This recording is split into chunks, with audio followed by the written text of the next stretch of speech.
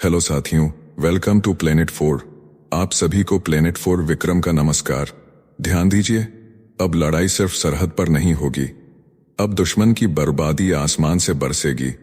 भारत ने वो गोपनीय पर्दा फाड़ दिया है जिसके पीछे उसकी सबसे घातक तैयारी छुपी थी। रक्षा सचिव राजेश कुमार सिंह ने पहली बार मंच से ऐलान कर दिया है, भारत अब 5वीं पीढ़ी के स्टेल्थ फाइटर जेट्स की सीधी खरीद की बात कर रहा है। और ये किसी डिफेंस शो का स्टंट नहीं, ये है भविष्य की जंग का ट्रिगर। यानी अब साफ हो चुका है कि भारत 5वीं पीढ़ी का लड़ाकू विमान लेने जा रहा है। अब जरा समझते हैं कि भारत के लिए बेहतर विकल्प कौन होगा।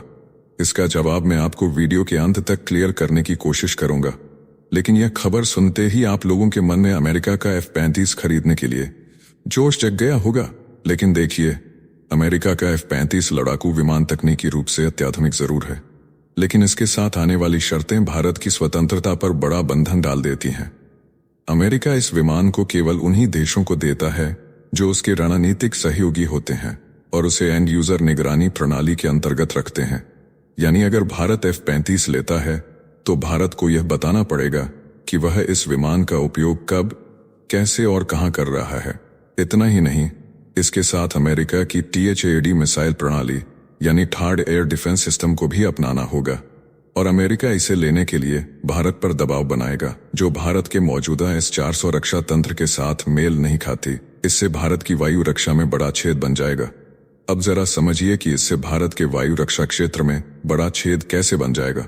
देखिए, अमेरिका को यह डर होता है कि अगर F-35 जैसे आधुनिक विमान किसी ऐसे देश को मिले जो रूस की मिसाइल प्रणाली जैसे S-400 का उपयोग करता है, तो उसके गोपनीय डाटा और सिग्नल तकनीक लीक हो सकती है। यानी वह नहीं चाहता कि उसका F-35 भारत के S-400 के साथ एक ही रेडार नेटवर्क या संचार प्रणाली पर चले।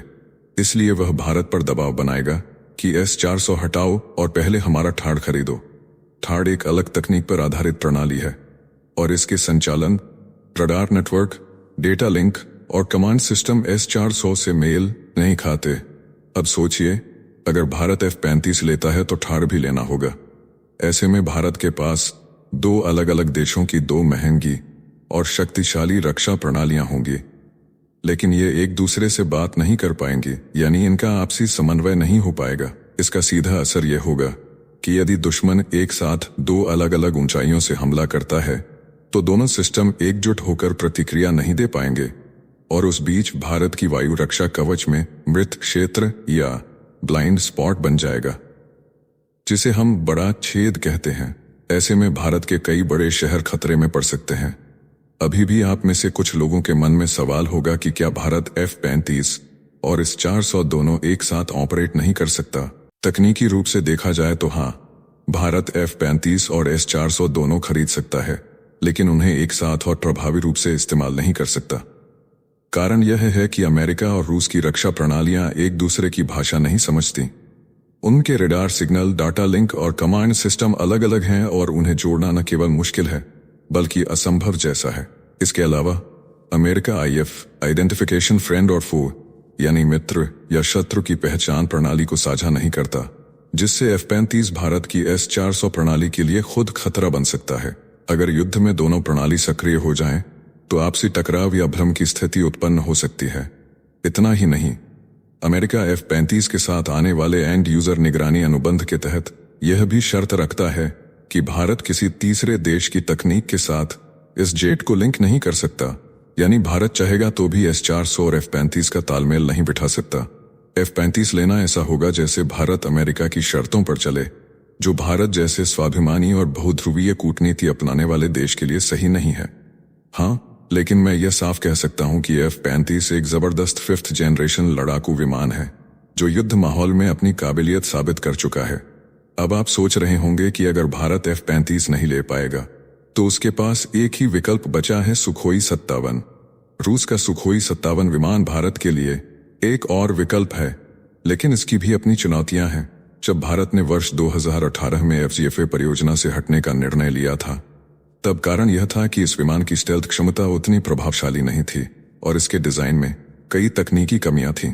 लेकिन समय के साथ रूस ने इसमें सुधार किए हैं और अब वह 2 सीटों वाला संस्करण विकसित कर रहा है जो भारत की जरूरतों के अनुसार अधिक उपयुक्त हो सकता है।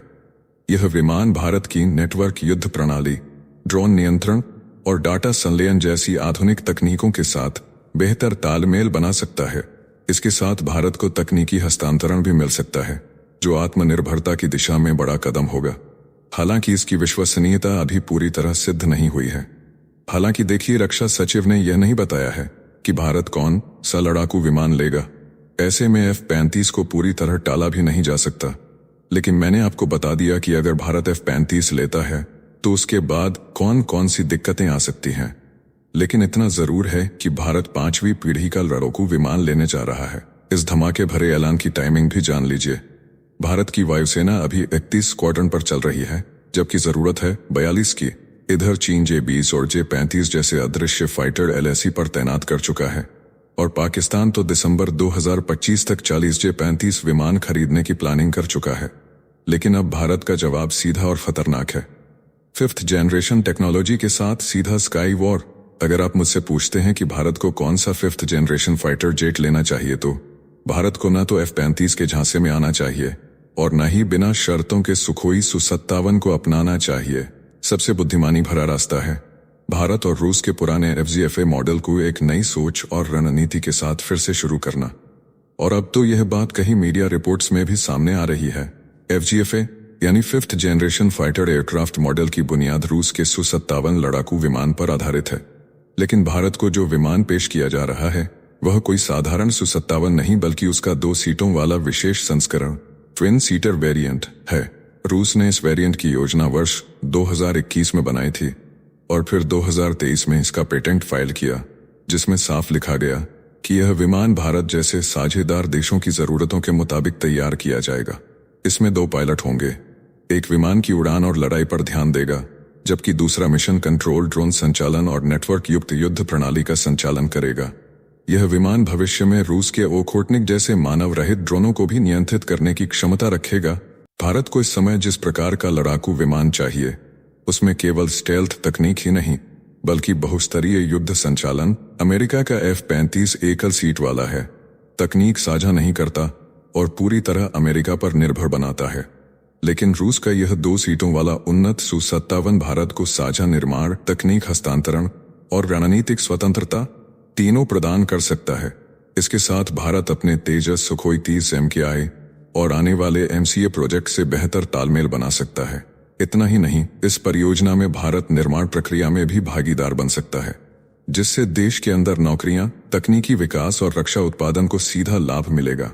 यानी भारत रूस के साथ मिलकर ट्विन सीट स्टील्थ फाइटर को खरीदने और शायद को डेवलप करने की दिशा में आगे बढ़ सकता है। यह फैसला महज कोई तकनीकी ड्रामा नहीं, बल्कि भारत की स्ट्रेटेजिक पॉलिटिक्स का वह पैंतरा है जो अमेरिका और रूस दोनों को एक साथ बैलेंस कर सकता है। अगर भारत F-35 लेने के लिए झुकता तो उसे अमेरिकी THAAD सिस्टम अपनाना पड़ता और S-400 सिस्टम छोड़ना पड़ता। इसका मतलब होता भारत के एयर डिफेंस कवरेज में बड़ा छेद। अब भारत के पास रास्ता बिल्कुल साफ है। AMCA 2035 से पहले नहीं आएगा। MRFA डील में देरी है। ऐसे में भारत रूस से करीब 18 से 24 ट्विन सीट Su-57 ले सकता है। यह सौदा न सिर्फ भारत की एयर पावर को बूस्ट देगा, बल्कि रूस के साथ डिफेंस को भी मजबूती देगा। रक्षा सचिव ने बताया कि घरेलू एडवांस्ड मीडियम कॉम्बैट एयरक्राफ्ट यानी MCA प्रोग्राम पर काम जोरों पर है, लेकिन इसकी ऑपरेशनल तैनाती 2035 तक ही हो पाएगी। ऐसे में अंतरिम समाधान के तौर पर भारत अमेरिका के लॉकहीड मार्टिन F-35 या रूस के सुखोई Su-57 जैसे फाइटर जेट्स पर विचार कर रहा है। इसी साल फरवरी की उस मुलाकात में जब डोनाल्ड ट्रंप ने नरेंद्र मोदी को F-35 की पेशकश की, तो दुनिया ने चौंक कर देखा। अमेरिका ने पहली बार किसी गैर संधि देश को अपना सबसे घातक स्टेल्थ फाइटर ऑफर किया था। लेकिन जो दिख रहा था वो ही सब कुछ नहीं था। इस दरवाजे के पीछे छिपे थे निगरानी, शर्तों और सीमाओं के कई ताले। Air chief marshal AP Singh ने इंडिया टुडे कॉन्क्लेव 2025 में कहा था कि यदि पाकिस्तान का जेट खरीदना रणनीतिक संतुलन बिगाड़ता है तो भारत ऑफ द शेल्फ विकल्प जरूर देखेगा। लेकिन उन्होंने यह भी स्पष्ट किया कि AMCA प्रोजेक्ट की प्राथमिकता बरकरार रहेगी। यानी अब माहौल साफ होता जा रहा है कि भारत 5वीं पीढ़ी का लड़ाकू विमान लेने जा रहा है। आप अपनी राय नीचे कमेंट में बताएं कि भारत के लिए सबसे बेहतर विकल्प कौन सा होगा। इस वीडियो में फिलहाल इतना ही। जल्द मिलते हैं एक और नई अपडेट के साथ। जाने से पहले वीडियो को लाइक करके चैनल को सब्सक्राइब कर लें।